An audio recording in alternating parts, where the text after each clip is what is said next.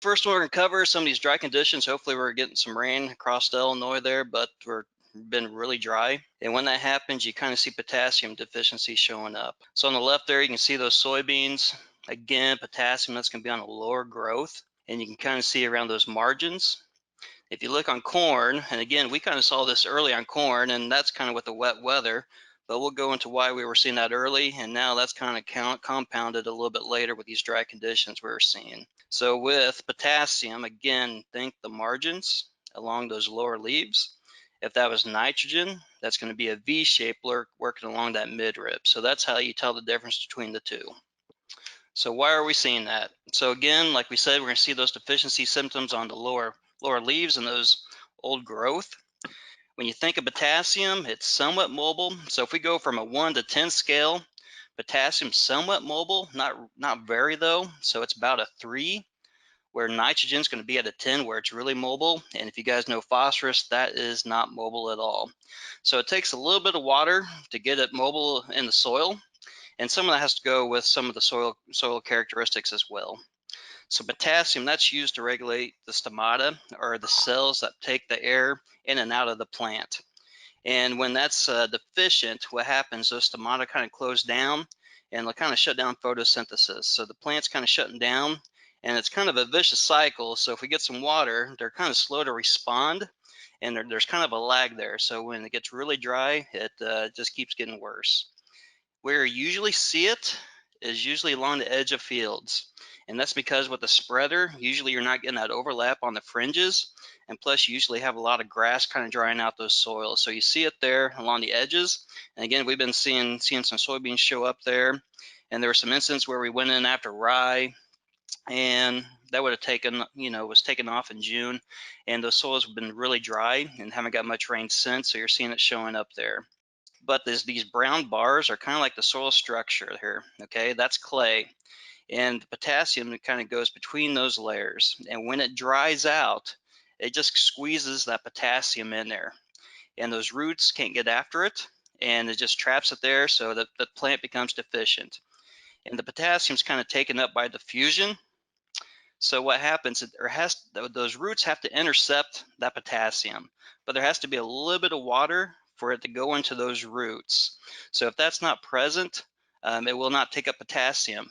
On those corn plants, when you think back to the beginning of the season where guys kind of mudded in some corn there, those roots weren't actively growing. It's kind of some compaction there, and they weren't actively going out and seeking some of that potassium. But now here's what's turning up now, is that the soils are getting really dry, and we had stunted root growth early on. Now it's compounded by potassium being trapped in that soil.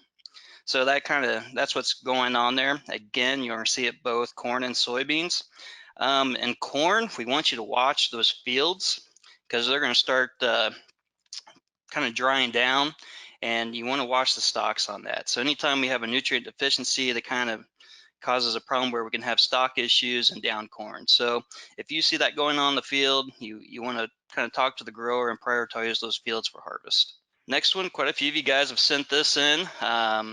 This is Physoderma brown spot. Been seeing it pop up about a month ago, but getting a lot of text from you guys wondering what this is.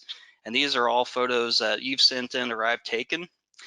And the key feature of this is, if you look right here, it kind of goes in bands. If you see my pointer there on the stalk, you can kind of see this purpling. And what happens, that's where those leaves are kind of holding water, and those fungi kind of come in there and make those bands, and that's actually inside the tissue. Over here, here's a close-up on the midrib, and on the stalk you'll see those kind of black purple spots, but then you kind of got this light speckling. And again, it's usually in bands is where you see that. And that just has to do mainly with the growing season that we're having. So again, wet conditions, this is closely related to water molds. So think your Phytophthora, Pythium, this is in the same class as that. It's often confused for common or southern rust. The key feature is when you see a rust, if you were to rub it with your finger, that would actually come off, and kind of that rust would be on your finger. It kind of looks more like southern rust, but again, that's going to be more orange coloring and throughout the leaf. Purple leaf sheath, that's mainly when most of the debris, the pollen and stuff gets down in that collar, and it just makes the collar purple. So those are the three things that often gets confused for. And it's good to know what this is because there's not really any fungicide or treatment recommended for Physoderma brown spot. The sporangia, just know that it persists in the soil for 2 to 7 years, so crop rotation, tillage is going to be recommended. And again, some of those conditions here, they're wind dispersed and they're splashed into the whorls of developing corn plants, and that's kind of why you see that symptomology.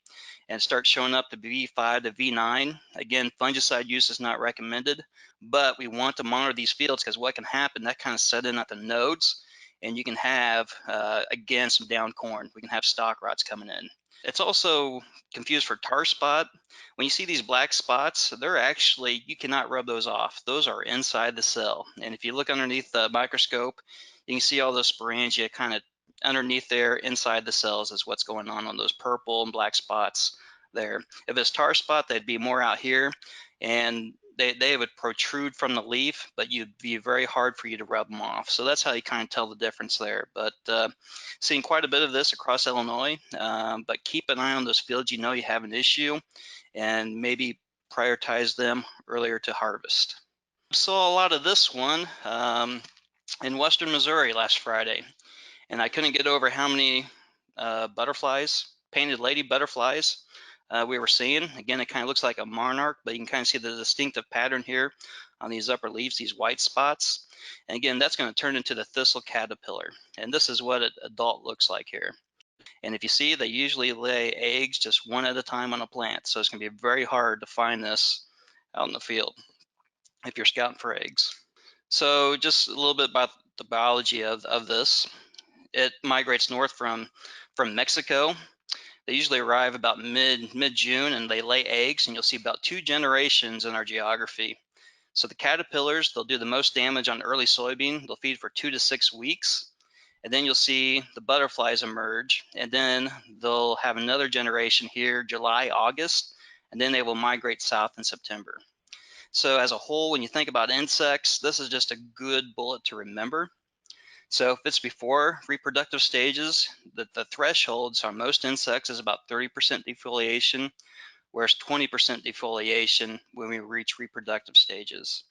And if you go, you usually see this on the edges of fields, but if you see this out here where it kind of munched on the leaves and it kind of wraps it all up, that's signs that you have thistle caterpillar out there, and it's going to get ready to pupate and turn into an adult. So if you see that, that's a good sign there. Just going around with Rob Church last Friday, I don't know how many we saw in the road banks and the dirt road there. It was really noticeable. So something to keep an eye on. I know they've had a lot of watches out in Nebraska, western Iowa, and something just to be aware of. And again, we're seeing stink bugs show up. We're going to see that coming into play here as we get later stages here in August. So just a reminder, they have a piercing sucking mouthpiece, so they pierce pods, they can pierce stems, and they digest the cells there, and then they suck all that up, and it kind of causes some deformations in the plants. Here's some eggs, and they almost have like a target in them.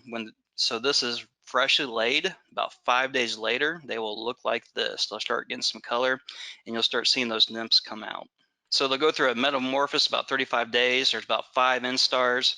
You'll see 1 to 2 generations. So the first generation we were seeing in corn early on, you'd see it pierce through the whorl, and those leaves would come out, and you'd have 3 holes. And sometimes in corn, you'd see some tillering. And actually early on, if it causes some of those tillers in corn, you'll actually get tassel ears on those plants. And you usually see that along the perimeters of cornfields. So we saw that over there in Gower a couple weeks ago.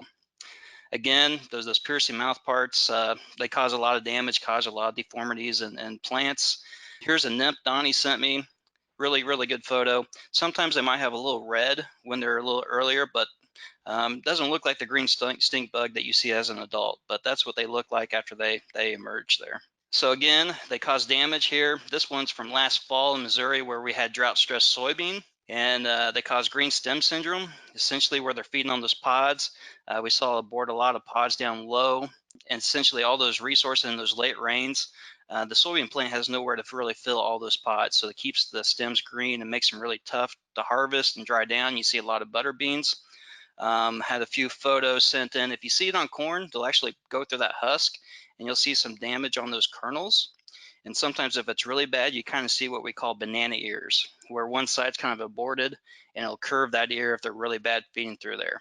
So scouting information, you want to start scouting soybeans when the bloom starts. And if your guys are thinking about fungicide, I'd encourage them to use an insecticide because they got that application cost, and insecticides are pretty cheap. You should really ramp up scouting in soybean when corn starts drying down, because stink bug will move rapidly from corn to soybean when that corn's drying down looking for more food. So that's when you see the big migration. You see a lot of damage in soybean. You want to get a sweep net and do about 5 areas in a field, and your threshold is about 1 stink bug per foot of row during pod fill. So it's getting close to that time here in a couple weeks to be looking actively for them in soybean, and just keep an eye out for some of these insects out there.